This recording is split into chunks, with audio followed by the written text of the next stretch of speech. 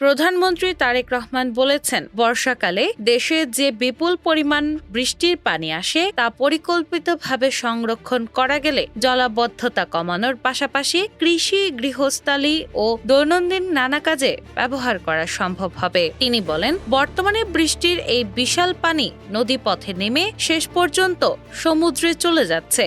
ফলে একদিকে তা অপচয় হচ্ছে, অন্যদিকে বর্ষায় জলবদ্ধতা এবং শুকনো মৌসুমে পানির সংকট দুই সমস্যাই থেকে যাচ্ছে। শনিবার সিলেট নগরের সুরমা নদীর উভয় তীরের সৌন্দর্য বর্ধন ও বন্যা প্রতিরোধী অবকাঠামো নির্মাণ প্রকল্পের ভিত্তিপ্রস্তর উদ্বোধনের পর নগর ভবনে আয়োজিত সুধী সমাবেশে প্রধান অতিথির বক্তব্যে তিনি এসব কথা বলেন।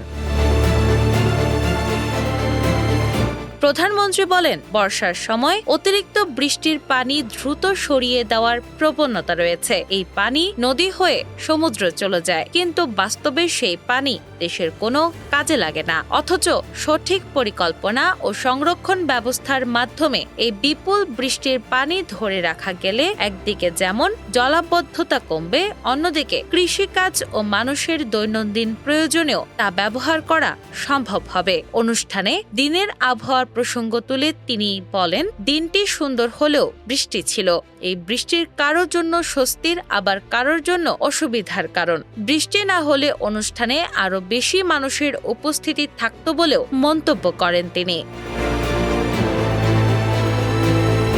সিলেট শহরে আসার পথে নিজের পর্যবেক্ষণের কথা তুলে ধরে প্রধানমন্ত্রী বলেন, বৃষ্টির কারণে শহরের বিভিন্ন স্থানে পানি জমে থাকতে দেখা গেছে।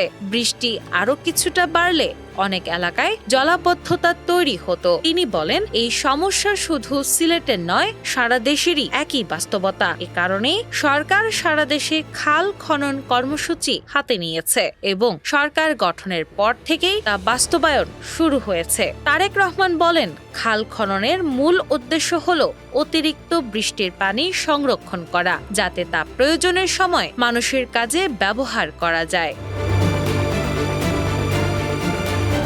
বর্ষার পানি ধরে রাখা গেলে তা জলাবদ্ধতা কমানোর পাশাপাশি সেচ, কৃষিকাজ এবং অন্যান্য প্রয়োজনেও কাজে লাগবে। ভূগর্ভস্থ পানির স্তর নিয়ে উদ্বেগ প্রকাশ করে প্রধানমন্ত্রী বলেন, সিলেট সিটি কর্পোরেশন সহ দেশের বিভিন্ন এলাকায় প্রতিদিনের পানির চাহিদার বড় অংশই ভূগর্ভস্থ উৎস থেকে পূরণ করা হচ্ছে। একইভাবে কৃষিকাজেও ভূগর্ভস্থ পানি ব্যবহার করা হচ্ছে।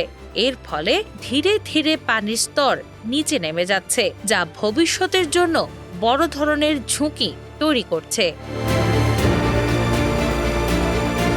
তিনি সতর্ক করে বলেন, এই পরিস্থিতি অব্যাহত থাকলে ভবিষ্যতে তা ভয়াবহ রূপ নিতে পারে। তাই এখনই বৃষ্টির পানি সংরক্ষণে কার্যকর উদ্যোগ নিতে হবে। খাল খননের মাধ্যমে যদি বৃষ্টির পানি ধরে রাখা যায়, তাহলে ভূগর্ভস্থ পানির উপর নির্ভরতা কমবে এবং পানির স্তরও স্বাভাবিক রাখা সম্ভব হবে। প্রধানমন্ত্রীর মতে, বৃষ্টির পানি ব্যবস্থাপনা শুধু জলাবদ্ধতা নিরসনের বিষয় নয়, এটি দেশের দীর্ঘমেয়াদী পানি নিরাপত্তা, কৃষি উৎপাদন ও নগর জীবনের স্থিতিশীলতার সঙ্গেও সরাসরি সম্পর্কিত। তাই এই পানি সংরক্ষণকে এখন থেকে জাতীয় অগ্রাধিকারের অংশ হিসেবে দেখতে হবে।